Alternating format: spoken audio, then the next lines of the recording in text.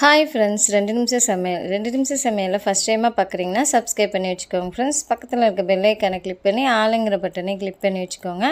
இன்றைக்கி நம்ம பார்க்க போகிறது கீ க்ரீம் தாங்க நம்ம பார்க்க போகிறோம். 100 டைம்ஸ் வாஷ்டு கீ க்ரீம் தாங்க நம்ம பார்க்க போகிறோம்.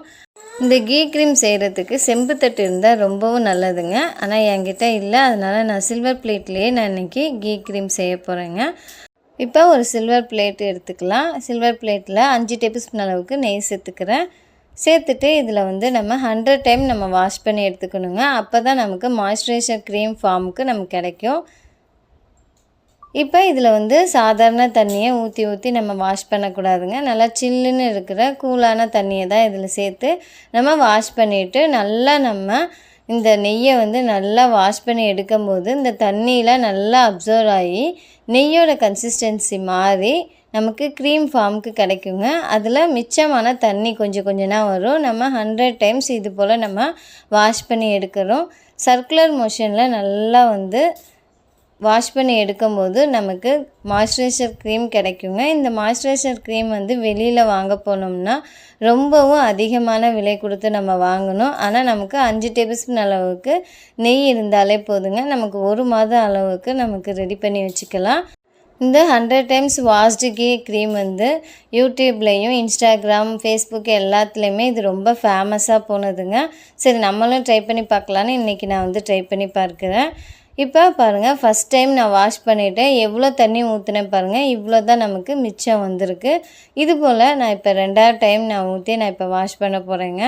இப்போ பாருங்கள், ஃபஸ்ட் டைமே நமக்கு க்ரீமி கன்சிஸ்டன்சி கிடச்சிருக்கு. இருந்தாலும் நமக்கு 100 டைம்ஸ் நம்ம வாஷ் பண்ணி எடுத்தால் தாங்க அதனுடைய பலனே கிடைக்கும். இது போல் நம்ம 100 டைம்ஸ் நம்ம வாஷ் பண்ணி எடுத்துக்கலாம்.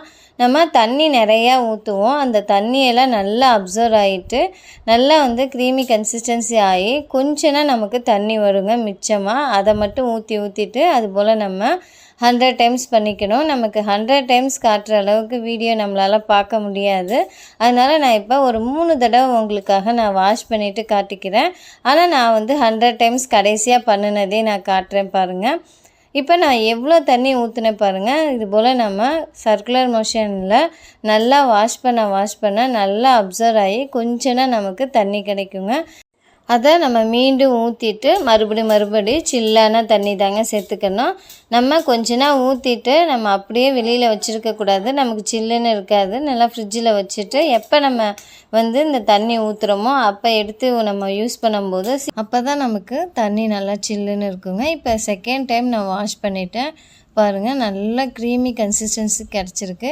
இப்போ 3rd டைம் நான் இப்போ தண்ணி ஊற்றுறேங்க. இது போல் நம்ம 100 டைம்ஸ் நம்ம வாஷ் பண்ணி எடுத்துக்கணுங்க. நல்லா தண்ணி நிறையா நம்ம ஊற்றுவோம். நல்லா வாஷ் பண்ண தண்ணியெல்லாம் அப்சர்வ் ஆகிட்டு நமக்கு க்ரீமி கன்சிஸ்டன்சி கிடச்சிரும்.